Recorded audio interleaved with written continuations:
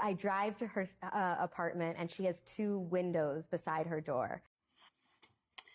Go run and listen to that video, that story of how she was looking for her ex-man who she had lived with, and she just randomly decided to go to a friend's house so that friend can comfort her, only to find out that her ex-man was at her friend's house being comforted. Go look at the details. But the crazy thing is that she still stayed friends with the girl even after that betrayal. If you come across this video, like, comment, share, because I am shadow banned. Thank you. So in my 20s, I kind of went through a similar situation, but instead the guy was not my ex. He was my man at the time, right? So I grew up with this girl. I was friends with her since I was 5 years old. I felt like she was like family to me. So everything was okay when we were little kids, when we were teens.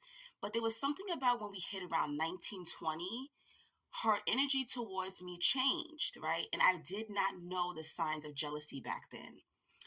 And my mother would tell me, like, I'm very disappointed in this girl. She seems very different. She doesn't seem like how she was when y'all were growing up. Watch out for her. But, we didn't listen to our mothers. Mommies always know, daddies always know. Keep that in mind.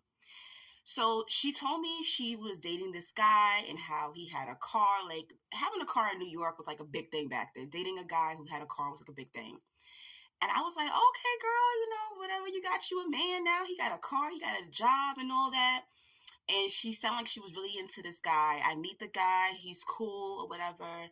And the guy says to me, hey, I got a cousin who's looking for a girl. I think you would be good for him. I'm like, I don't like hookups. But okay, I'll meet him.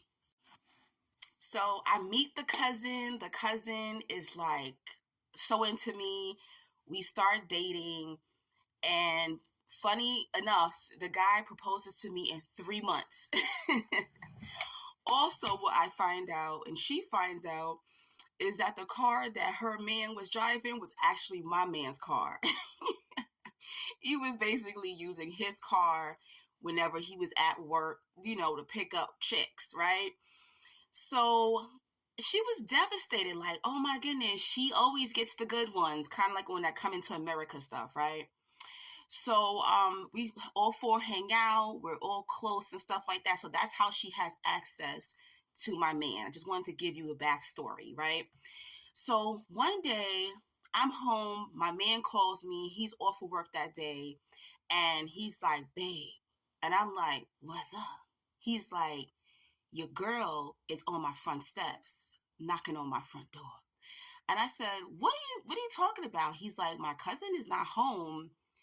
Why is she at my house? So I said, okay, keep me on the phone. Go to the door, put me in your hand or your pocket or something so I can hear the conversation. So he opens the door and he says to her, like, hey, what's up? She says, oh, nothing. I just got off of work and I miss you. So I just decided to stop by your house to see you. He's like, you miss me? What you mean by that? Yeah, I just miss you. And, I just wanted to see how you doing. Like, come outside so we could talk, so we could chill for a little bit. He was like, oh, it's my day off. I'm napping. But later on tonight, when your man gets off of work, we can go pick up your girl and all four of us can go hang out. She was like, oh, okay. Well, I wasn't looking for your cousin. I was looking for you. Like, I wanted to see you specifically. And I'm just listening to all of this. And I think, psychologically, I went into freeze response. A lot of people go into freeze response where you don't react right away, right? You're just like in denial, right? Your response is to just freeze it out, right? And that was my response. So I heard him close the door and everything like that. He was just like, look, this is a weird situation. You're her friend. This is my cousin's girlfriend. Like, this is weird. So the cousin and the friend of mine, they actually ended up breaking up, but me and my dude at the time, we stayed together for a little bit. But I stayed her friend, and maybe 2 years after that, the friendship dwindled because she just kept doing things to me. That's something that I noticed. Now, last month, this friend who we parted ways years ago, she actually died at the ripe age of 41. And I went to her funeral, and at first I wasn't going to go to her funeral because I felt like, even though we had good years in the beginning of our friendship, that betrayal really did hurt me. And I spoke to a childhood friend and he was like, bury it with her. I went to her funeral. I am happy I went to her funeral. I wanted to pay respects to her family because, they were good to me. Despite what she had did to me, I showed love to her family. Um, it was part of my healing, and forgiveness journey when it came to that friendship. Not everybody can do this. Some people would have been like, I don't care. Some people would have looked at her death as karma. I don't look at it like that. I just feel it was her time.